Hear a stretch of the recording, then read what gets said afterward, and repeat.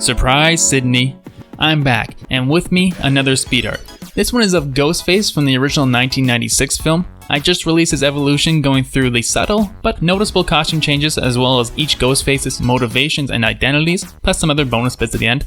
So you can go check that out at the top of the screen, or it should be in the description down below. With that said, today I'm going to be ranking the Scream franchise. It's only 4 films, so it shouldn't take too long. But remember, this is just my opinion. Feel free to leave your own ranking.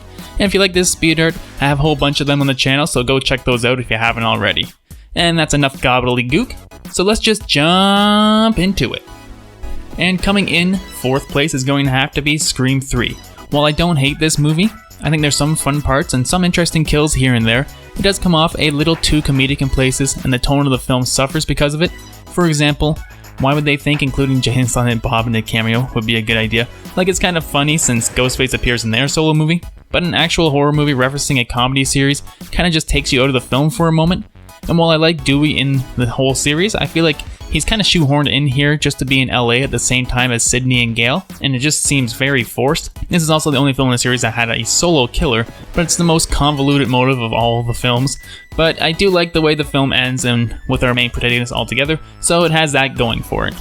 So before I started marking down my thoughts, I was originally going to put another film in the number 3 spot, but after chewing on it, I decided that Scream 2 is going to have to come in 3rd place. Now, I really like this film, much like how the first film successfully lampooned horror films while still being a successful horror film in its own right. This film took on the tropes of horror sequels and played with our expectations.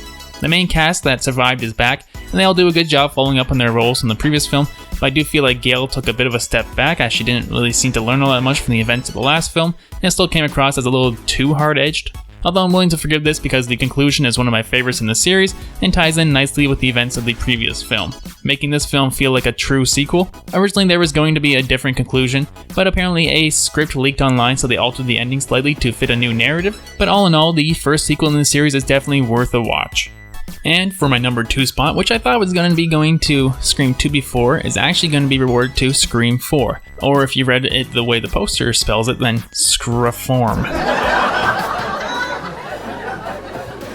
After such a long break between films, Wes picked up the Scream franchise again, and as each film had commentary to say about horror films or sequels or trilogies, this one speaks more to reboots, and in doing so it almost feels ahead of its time. While there have been plenty of reboots or remakes of old films when this film came out, it almost feels like more of a commentary on the quasi-reboot sequel that has become popular in the last decade with films like The New Halloween or Star Wars The Force Awakens. With that said, I think some of the kills are top notch here, and the big reveal at the end of who the real Ghostface is feels well earned and well set up, unlike part 3's, and having the OG cast interacting with a set of new younger stars feels like a natural progression in the franchise. My main problem with the films is it feels like it was shot in a less natural way than the first few, utilizing more lighting tricks and an almost Instagram filter type look, but it doesn't detract too much, and I have a lot of fun with the, for now, final entry in the Scream film series. So most odds you guess who is going to be number 1, and of course it's Scream 1. Back in 1996, this film wasn't just a good horror film, it was groundbreaking in the way it was able to be meta, without seeming like a farce. While Jason Lives had a meta feel to it as well, it didn't feel like it was too concerned with truly scaring its audience, while Scream 4 was more than able to keep the suspense up during its runtime. The final scenes inside the house, in particular, are a mastercraft in horror that Wes Craven was able to weave and take the trope of the house party and trapped in a house with a killer to the next level.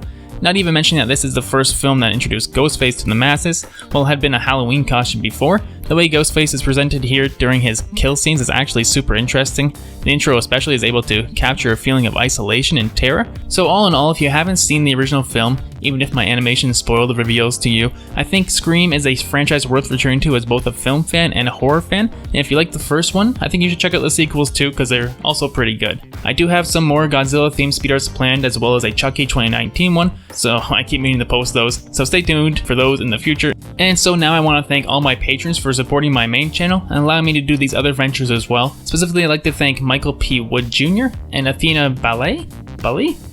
I'm butchering that name, I'm sure, for joining recently, along with all my other patrons. Until next time, don't forget to keep on keeping on.